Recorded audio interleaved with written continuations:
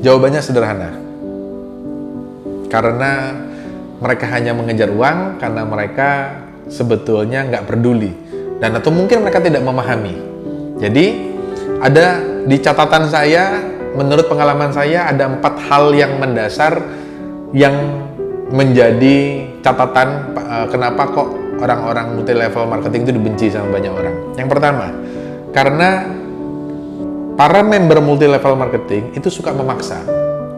Jadi tanpa tahu apa yang mereka jual, apa yang mereka kerjakan, pada saat mereka mengundang temannya, mereka langsung memaksa orang itu untuk bergabung. Kenapa? Karena hanya kepingin uangnya aja.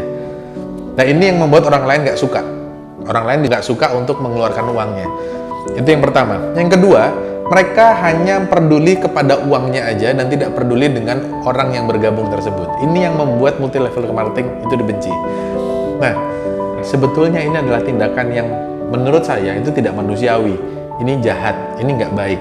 Dan itulah yang membuat kita networker sejati, networker yang sungguh-sungguh menjalankan bisnis multi level marketing itu dicap kurang baik oleh orang-orang banyak di luar sana. Yang ketiga, mereka hanya berfokus untuk mencari-cari orang saja.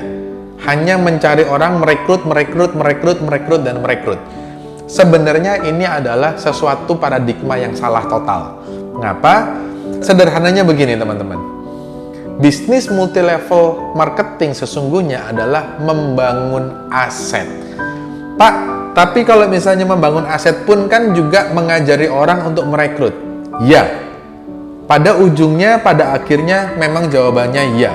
Tapi sebelum kita melangkah menuju ke sana, bolehkah saya mengajak teman-teman semuanya untuk berpikir kalau kita di bisnis konvensional, apakah hasilnya itu tidak jauh berbeda atau sama dengan multi level marketing? Karena pada saat kita mentraining karyawan, kita mentraining satu SDM yang ada di perusahaan, itu juga ujung-ujungnya untuk merekrut, atau menjual, dan menjual. Ada yang namanya orang yang repeat order, sama. Multi level marketing pun ada yang namanya repeat order. Di dalam konvensional ada yang namanya mereferensikan, sama. Di multi level pun ada yang namanya referensi.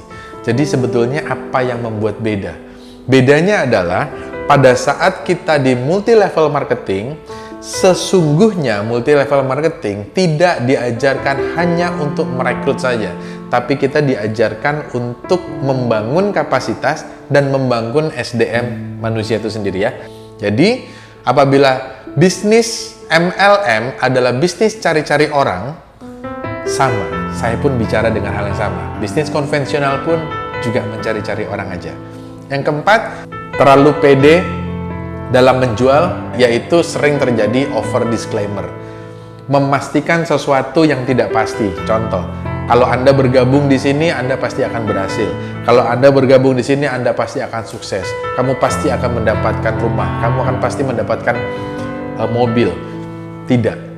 Semua bisnis itu mengajarkan you get what you do. Jadi pada saat kita melakukan sesuatu, maka Anda akan mendapatkan sesuatu juga.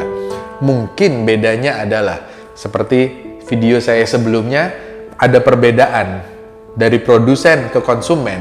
Harga barang konvensional harus melewati banyak titik dan ada dana promosi yang begitu tinggi sehingga setiap distributor itu mendapatkan bagian kecil. Tapi multi level marketing, karena dari produsen ke konsumen hanya melewati satu titik aja yang namanya distributor, maka setiap orang bisa menjadi distributor dan dana promosi dan dana untuk pembagian hanya ke satu orang ini aja. Jadi income-nya lebih besar. Hanya bedanya di situ aja. Ya. Jadi itu yang membuat orang seakan-akan percaya diri bahwa pada saat menjalankan ini orang bisa berhasil. Jadi apa yang membuat kita tidak dibenci oleh banyak orang? Jawabannya adalah support system.